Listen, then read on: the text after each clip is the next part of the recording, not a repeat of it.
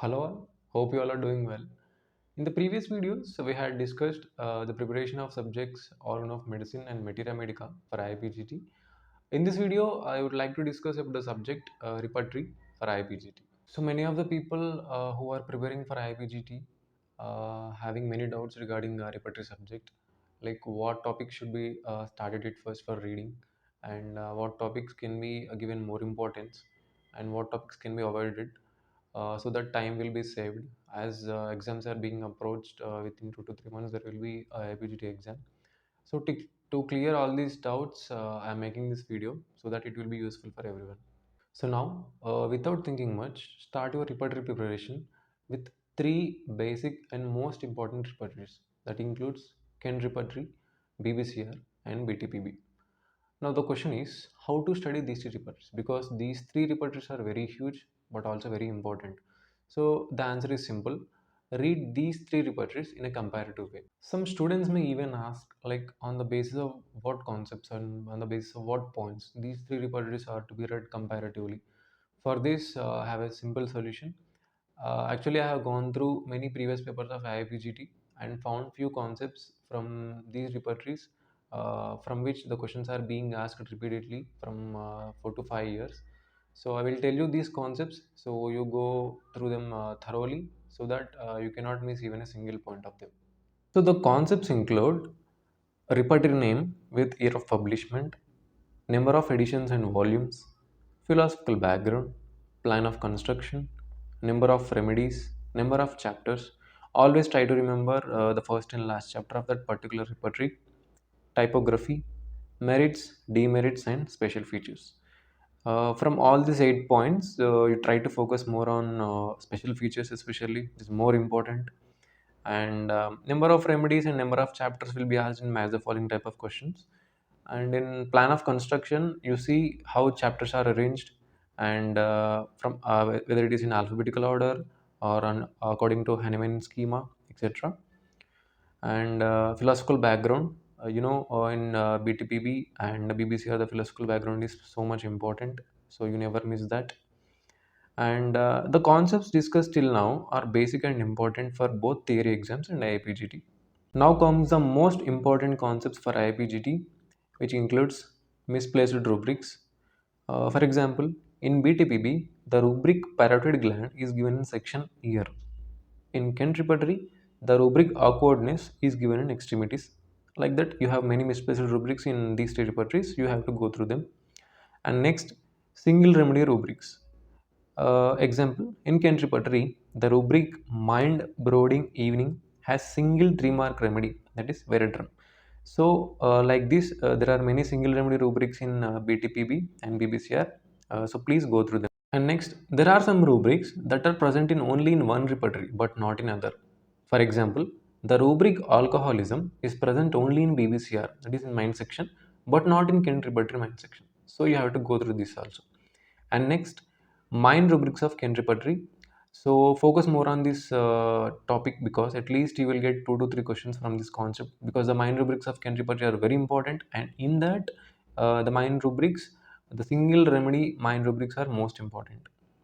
And next, sensations and complaints in general, and aggravation and amelioration. These two sections in BTPB are most important, and even from BTPB, you never miss the concept or the topic. The what are the changes that are done by TF Allen in TPB or in his edition. And next, in from BBCR, the fever chapter is also more important. You can go through the fever chapter thoroughly. Apart from these three repertories, we have many concepts, many important concepts to go through. So we'll have a look on that. And coming to the concepts other than the three repertories, which includes evolution of repertories. For example, the repertories that were published during the Hahnemann era, post-Hahnemannian era, and post-Kentian era. From this, focus more on modern and regional and card repertories. For example, you have Fatag, Synthesis, Murphy, Bell's diarrhea, etc. The most important thing is just read the special features of these repertories, that is more than enough. And apart from this evolution of repertories concept, you have the topic case taking. But anyway, you have already read in that organ subject. You can read in organ also. And coming to next thing, the important quotations by stalwarts, because these are most important. This will be asked in a repertory as well as organon also, whether it may be direct question or in my the following, that quotations made by Kent, quotations made by Bonning-Olsen, quotations made by ML Taylor, etc. And next is record keeping, and next the cross reference from various repertories. This cross reference concept is most important for MCQ as well as for attempting any other question related to it, because in cross reference what you have to read is its location, its indication, etc. For example, in Kent repertory the cross reference is given after rubric in bracket. So like that, the cross reference location is different in different repertories. So till now we have discussed what are the important concepts from the subject repertory for IPGT. So now we will go through the concept how questions are asked, because this is also important apart from reading the important topics, because it will be very useful to you for priorly knowing how the questions are being asked. Mostly you will be asking five types of questions, that includes match the following, rubric arrangement, statement questions, direct questions, and assertion and reasoning. In the match the following type of questions, they will give two lists, that is list 1 and list 2. In the list 1 they will mention different rubrics, and in the list 2 they will mention different chapters. So you have to match that which rubrics belong to which chapter. They will ask from any repertory, maybe Kent or BBC or BTPP. And in next type of questions, they may ask different repertories in the list 1, and they will give different years of publishment of that particular repertory in the list 2. So we have to match them. And even they may give different rubrics in the list 1, and also different single medicines of that particular rubric in the list 2. So you have to match accordingly. And next, arrangement of rubrics.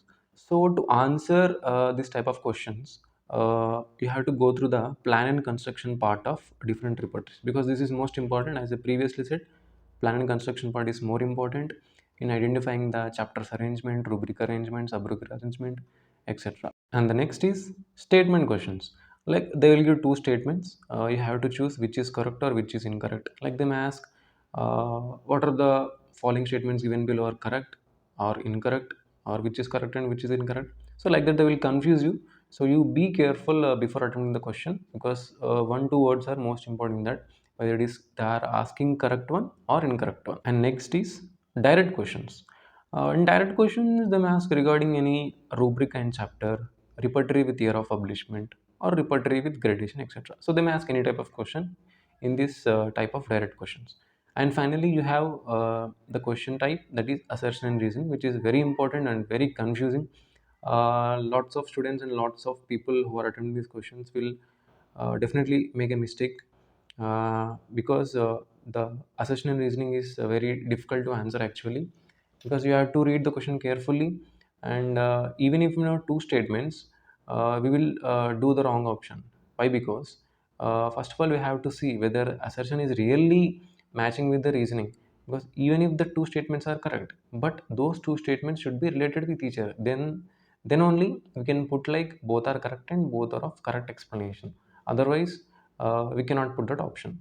So be careful before attempting the assertion and reasoning question. So this is a brief explanation on how and what to read the subject repertory for IPGT. Hope you find it useful.